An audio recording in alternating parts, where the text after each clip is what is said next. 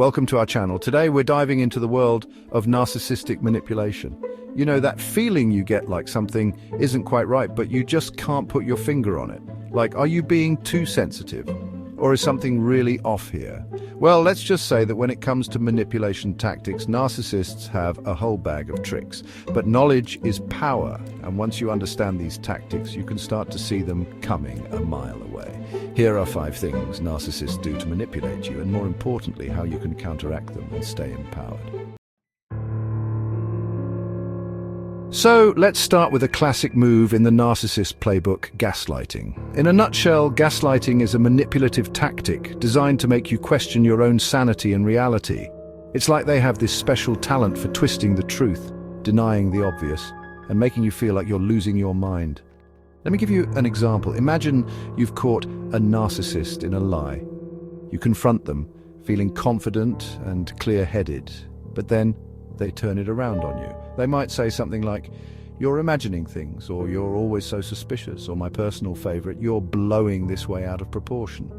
They might even start questioning your memory, saying that never happened, or you're misremembering things. See what they did there? They shifted the focus from their lie to your supposed flaws, making you question your perceptions and even your sanity. And here's the thing about gaslighting, it's often subtle and insidious. It can happen gradually over time, so you might not even realize it's happening until you're feeling completely disoriented and doubting your own judgment.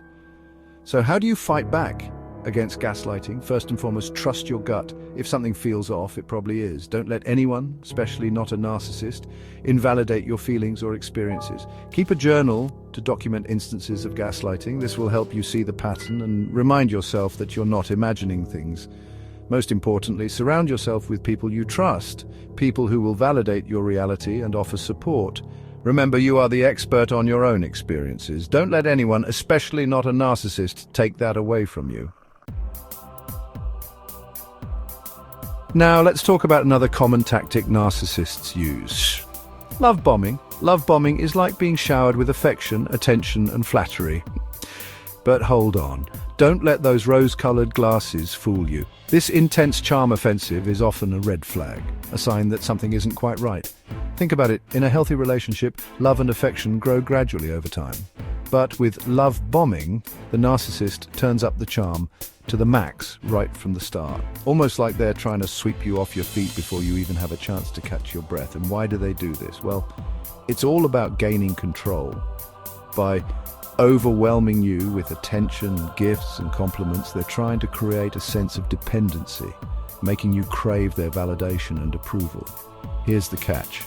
Once they feel like they've hooked you, the love bombing often stops abruptly, leaving you feeling confused and craving the attention they so freely gave just a short time ago.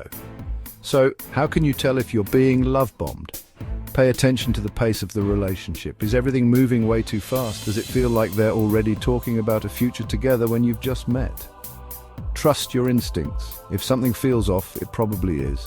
Don't be afraid to set boundaries. It's perfectly okay to slow things down and let the relationship develop at a natural pace.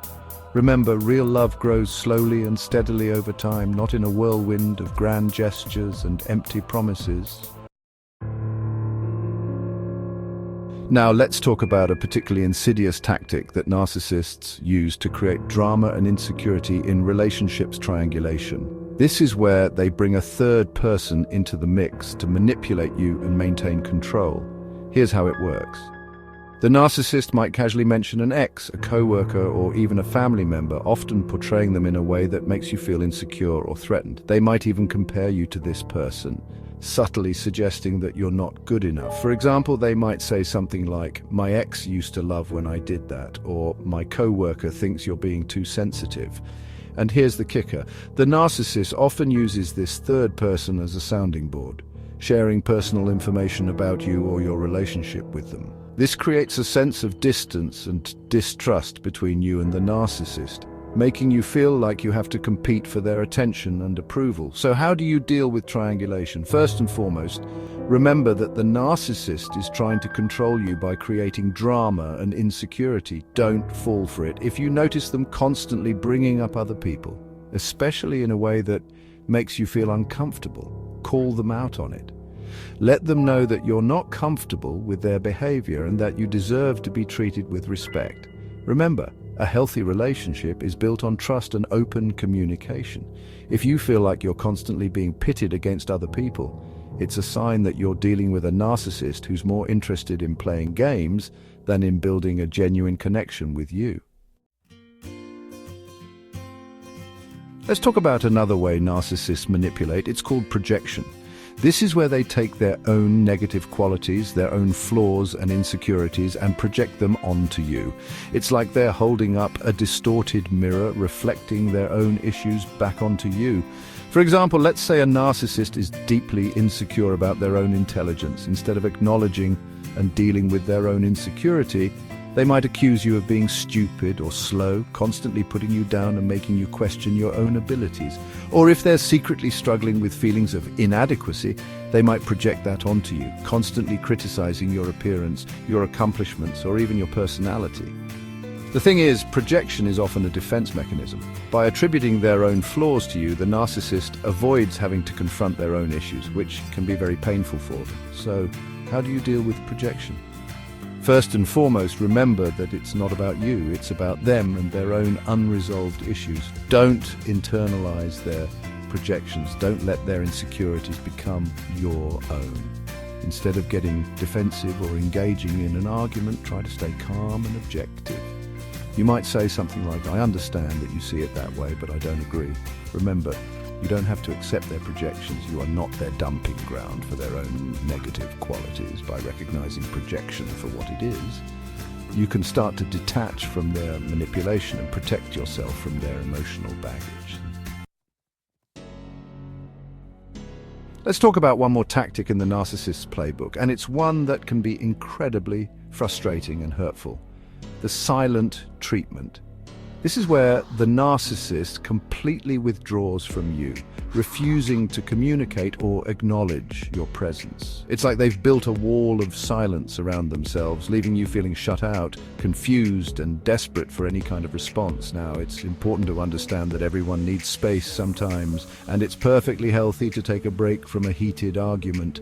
But the silent treatment is different. It's a deliberate form of manipulation, designed to punish you for some perceived wrongdoing and to regain control of the situation. The narcissist might go silent for hours, days, or even weeks, leaving you to wonder what you did wrong and how you can fix it. And here's the thing, the longer the silence goes on, the more anxious and insecure you might feel, which is exactly what the narcissist wants. So how do you deal with the silent treatment? First and foremost, don't blame yourself. Remember, the narcissist is choosing to withdraw as a way to manipulate you. Don't try to force them to talk. It won't work, and it will only make you feel more frustrated. Instead, focus on taking care of yourself. Use this time to do things you enjoy, spend time with loved ones, or simply relax and recharge. Remember, you deserve to be treated with respect. You deserve to be heard. Don't let anyone, especially not a narcissist, make you feel otherwise. Thanks for watching. Dealing with narcissistic manipulation can be incredibly draining and emotionally exhausting. But remember this, you have the power to protect yourself.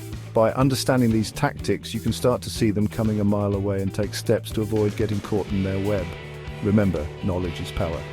And the more you understand about narcissistic manipulation, the better equipped you'll be to navigate these challenging relationships and protect your own well-being. If you found this video helpful, don't forget to like, comment, and subscribe for more insights on dealing with narcissistic behavior.